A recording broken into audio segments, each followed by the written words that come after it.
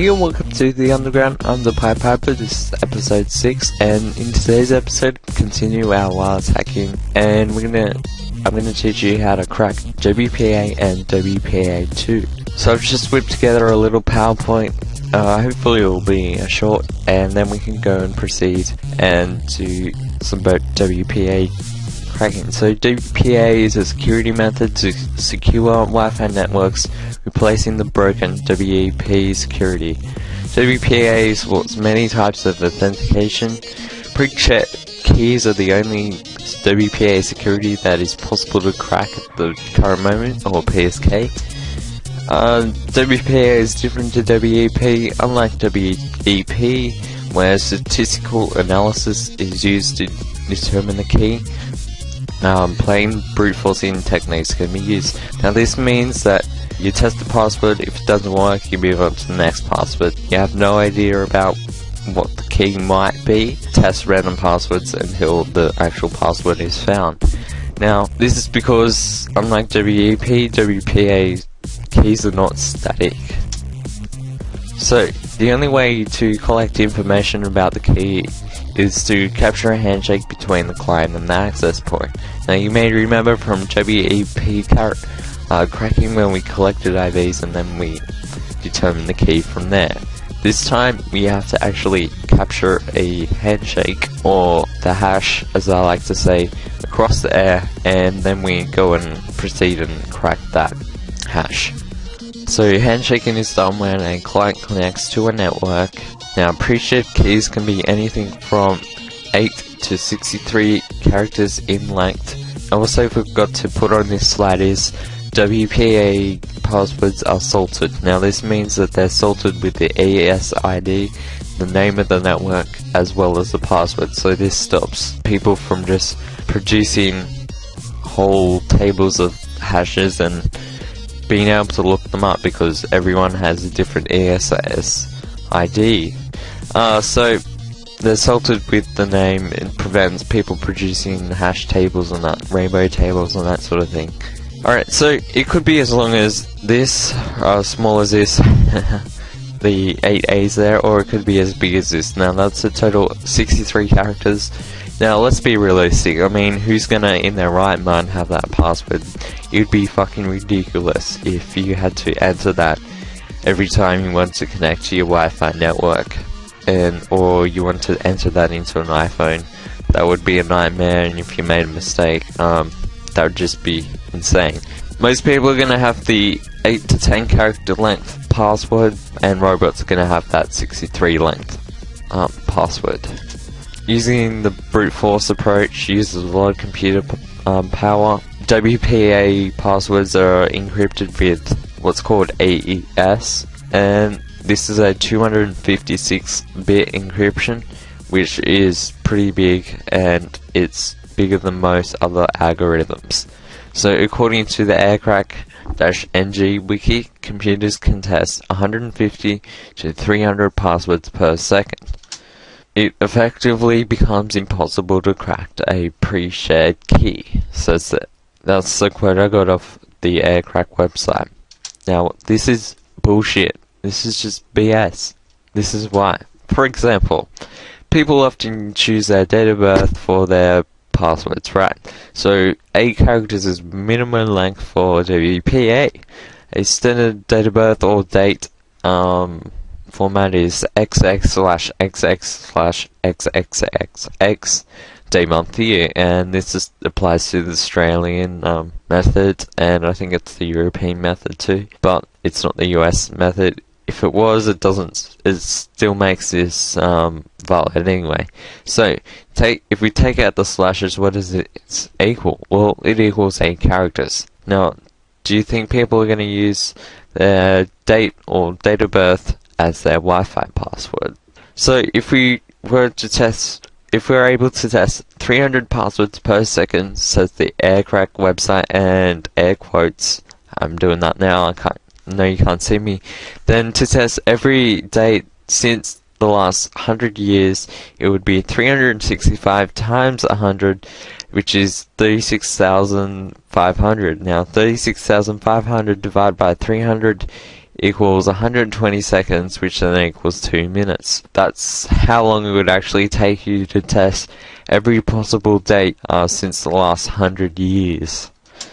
So back on topic, I know I've talked a little bit about password cracking, that sort of thing. I find it really interesting, but I'll cover it in a later video. This is WPA, right? So most modern computers can do 5 times the max amount, says on the Aircrack Web Wiki, which is 1,500. The success on cracking a password depends on the user. So if the users say a hacker or a security penetration tester, or someone who has a good understanding of computer security and that sort of thing, they're going to put a complex password on their Wi-Fi network, and you probably won't be able to end up cracking that. But the usual Joe Bro will just put a simple password. They'll think they're like a fucking genius, putting like password 123 with their actual password, and you'll probably be able to most likely break them types of passwords. So in order to crack WPA passwords, it needs to be a dictionary word or an uncomplex password. That means a dictionary word with a few numbers, or a dictionary word with some capitalized letters and that sort of thing, meaning that if it's got symbols and that sort of thing, you're probably not going to be able to crack it. But you've got to remember that there's always other WPA networks around you. So if you can't crack one, try the other. So here's some statistics I just put together. An Intel dual core 2.93 gigahertz can do 1,500. That's my desktop processor. My new laptop with an Intel i7 can do 3,000 WPA passwords per second.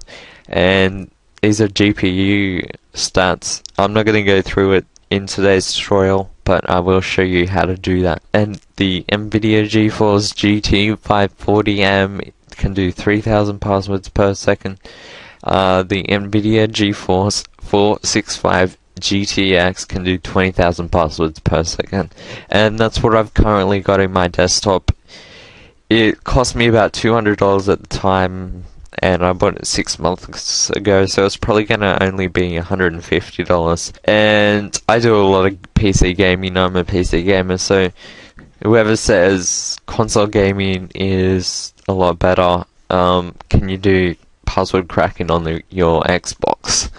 So I know I've talked a lot in this PowerPoint, probably more than it's actually going to take me to show you the crack and that sort of thing, but it's important that I've just introduced you into what password cracking is and some statistics. I did some little maths and that sort of thing. So it's just a little introduction into password cracking, as we're kind of entering it in this WPA type cracking. So let's go and hack WPA. So I'm just going to bring up my backtrack box on VirtualBox. Switch to full screen. I've got my USB adapter in there. Alright, so just start the terminal as always, and we need to put our interface into monitor mode. So M1 and G start, and actually I'll just execute that command, and you can see that our interface is WLAN0, M1-NG start, WLAN0, press enter, and that will proceed and go ahead. And monitor mode enabled on Mon0, so we'll see what access points are available in our area. So aerodump-ng on our new monitoring interface Mon0,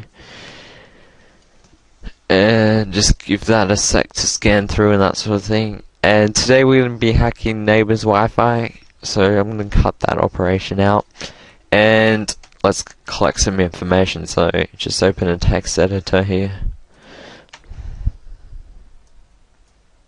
So I'm going to copy the BSS ID, you'll need that. The channel is 10, and that's all the information. Here under the encryption You can see that WPA is there. It doesn't matter whether it's WPA or WPA2. All that matters is it's this PSK encryption here. Authorization, sorry. So we need to stop our monitoring interface and put it on our access channel. So mmon-ng stop mon0. And we'll go back to our previous command, start, but this time put it on the channel, which is channel 10. Clear this out, and now we can run arrow dump. Alright, so run arrow dump -ng, and we're going to tell it what channel to capture, so channel 10, the BSS ID of our access point, so copy that in there. And that's too many S's, some BSS ID, and what else do we need? I think that's it. Oh, and write to a file, so -w, WPA, and just our interface, which is mon0. Execute that command. Now I'm going to simulate, as I said, you need to capture a WPA handshake in order to go ahead and crack the password. I'm going to simulate someone connecting to the network, and then I'm going to show you how to kick someone off the network if someone's already connected. So as I said, you need a client connected to the network in order to crack the hash. So I'm just going to turn Wi-Fi on my iPod, and hopefully it'll go ahead and connect to neighbor's Wi-Fi. And as you can see, we've now got a client down here, and that's a MAC address of my iPod. And down up the top here, you can see that we've got a WPA handshake in the top here, so that means that we're successfully captured, and we can go ahead and crack that. But I'm not going to do that because I'm going to show you another scenario. Now, sometimes you will have no clients on the network, and you'll have to be patient and wait for someone to connect to the network and that sort of thing. But if there's already someone connected to the network, they're probably not gonna most likely reconnect anytime soon. So what we can do is that we can actually kick someone off a network using a deauthorization. And this is kind of another flaw in Wi-Fi, is you can send deauthorized packets to anyone. They're not encrypted, so anyone can actually send them and kick anyone off the network. So if they were encrypted, you'd probably never be able to break WPA. But you know, that's the way it is. So I'm going to restart arrow dump here with my iPod connected, and as you can see, we've already got a client on the network. And so what we need to do is open a new terminal, and we can use the AreaPlay to do injection. And you can see the deauthorization attack is -0, so AreaPlay -0, the amount of times you want to deauthorize that person. So I'm just going to say 3, you can say 1, whatever you want. What else do I need to put in here? The access point's BSS ID, so you paste that in there. And we also need to tell it what client to disconnect off the access point, sorry. So we go over to here, we copy the station MAC address here, and we paste that into here. And we also need to tell it our interface, which is mon0, and it'll say it's sending a deauthorization there. And hopefully that worked. So we've been deauthorized, and there we go, we connected there. I know you didn't see this, but on my iPod I had Wi-Fi networks off, and for that 3 seconds it was deauthorized. You know, I lost connection, and then my iPod went ahead and connected to neighbor's Wi-Fi again, and so we captured a WPA handshake. Alright, so once you do capture a WPA handshake, we need to go ahead and crack it. So you're going to need a word list file. Now there's one word list file that is included in Backtrack, but it's not very good. I prefer the RockU, which I'll probably show in the next tutorial. But for this tutorial, we're going to just use a simple dictionary. I just went and grabbed that dictionary file and chose a password for my Wi-Fi access for something that we can actually crack. So I'm going to go ahead and we can use the aircrack-ng utility. We use the -w for a word list to use. But before we do this, I'm just going to copy my dictionary file to the actual root directory so it will be easier for us. So we can use the cp for copy, and we use the / pentest, passwords, word lists, and the dark_code.lst, and we tell it where to put it. So I'm just going to use the little squiggly line / for our home directory, and we need to put the name. So I'm just going to call it word list. Then we go over here, we type in word list, we tell it the BSSID of our network. So copy that, paste that in, and we also need to tell it what file. So we called it WPA. We're going to use the WPA deauthorization packet. So deauthorization dot, and we also need to tell it, just put an asterisk here. So anything can go in there, and .cap. Right, so we'll go ahead and try and crack that password against word list. Now, it's not doing 1,500 passwords per second because I'm running in a VirtualBox and it doesn't have full control over the CPU. But it's going at a fair rate of 700 passwords per second. Now, I'm just going to fast forward this because it's going to take a little bit of time.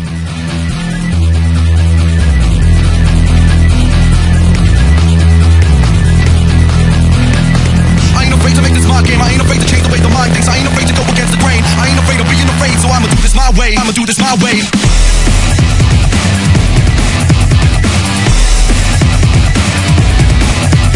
Through the mist of foggy night, toss the raindrops, revealing hidden thoughts. Close my eyes up, keep walking through puddles of the forgotten rows of tombstones and dead men walking. Seas of suits and ties, stalking, but no one's talking. Mental struggle to stay on top of it. Climb the ladder, restraints we break. Militant chains, my minions chant. Freedom will reign. Knock back black boots one by one against the grain. Carry the sound of troops assembling down. Send to 3 lines moving forward. Pitch flags. Freedom is ours. The outcast, the freedom riders movement. We will outlast.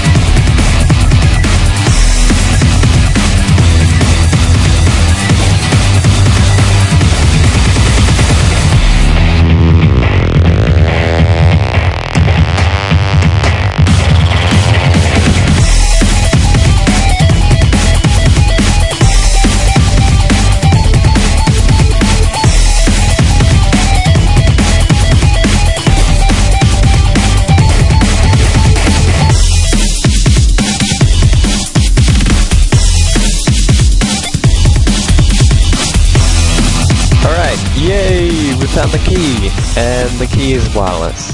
I made it simple, so it actually works. Alright, so as you can see in this diagram, up here we have the time it's taken, so it's taken a pretty long time, nearly half an hour. It's tested, I hate reading, no, okay, it's tested 1,138,268 keys. Alright, so as you can see, wireless, and crack the master key. Alright, so that's it for today's tutorial. I hope you enjoyed it, and I'll see you next time. Remember to subscribe, comment, and like. As always, Piper out.